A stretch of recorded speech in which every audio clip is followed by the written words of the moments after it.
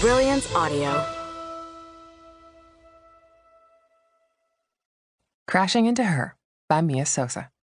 Performed by Marissa Hampton and Noah B. Perez. The woman in front of me twists her upper body around and meets my gaze. Damn! Are you Eva? Stifling the urge to laugh, I nod. No offense, but I'm considering stealing your identity, she says. Huh.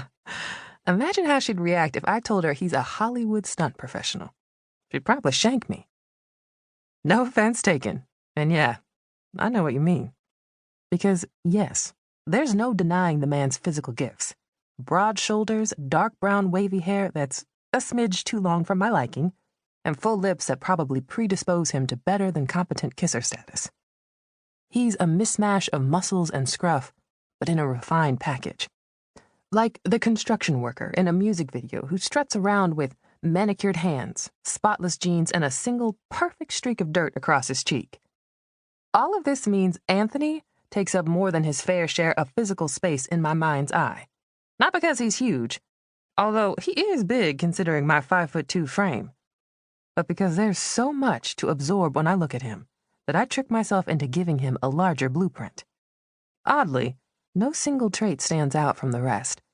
Rather, it's the totality of the man that holds my attention hostage. Free me, damn you. It's been this way since I met him a few days ago. In that moment, the idea of a hookup planted itself in my brain, an unfortunate and all too common occurrence when a sexually frustrated woman gives up on pricks but still wants dick. But then Tori warned me against pursuing him, explaining that he's emotionally unavailable, whatever that means, and I grudgingly backed away. In short, bitches before itches. Still, the thirst is strong with this one. Until he opens his mouth, that is. Since I can't ogle him forever, I step out of line and give him a weak wave, readjusting the strap of my bag across my body.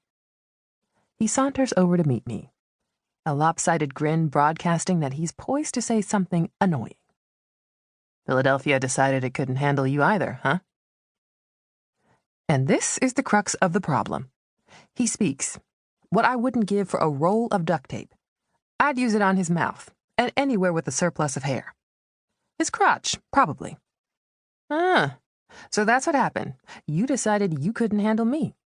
I scan him from his head to the tops of his derby shoes. Makes sense. I spy a lightweight.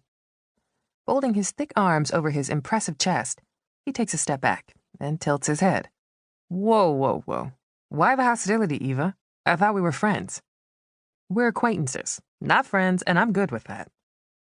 He pouts at me and runs his index finger from his lower eyelid down the hollow of his cheek. Sad face. I press my lips together, refusing to laugh at his antics, even though that's exactly what I'd do if our roles were reversed. When he gets no reaction from me, he lowers his arm and sighs. Not interested in being my friend because... I give him a half-hearted shrug. Not sure, exactly. You just rub me the wrong way. He leans in and waggles his eyebrows. Teach me how to rub you the right way, then. The epiphany smacks me upside my head. Anthony's my male counterpart, as evidenced by the swagger, the self-confidence. In his case, it's overconfidence, and the mouth that must have the last word, no matter how inappropriate it may be. There's only room for one of me in my life, however, and if I were looking for someone to balance out my ridiculousness, this man would fail miserably. On one end of the spectrum is a shy, quiet type who'll cower in the center of my tornado. On the other end of the spectrum is someone like Anthony, who'll grab the funnel with his bare hands and swing it around in the hopes of wreaking even more havoc. Neither one will do.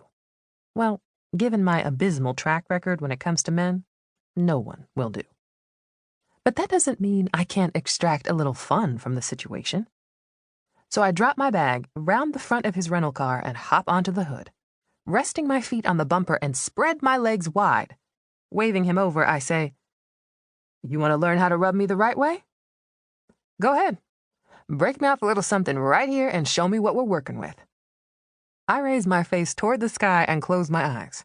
A woman somewhere in the vicinity cackles. Car horns blare with impatience as drivers try to navigate the airport traffic. Anthony however, doesn't say a word. I drop my head and open one eye to sneak a peek at his reaction. But he's not in my line of sight. Someone else is, though, and the scowl on his face suggests he isn't friendly at all.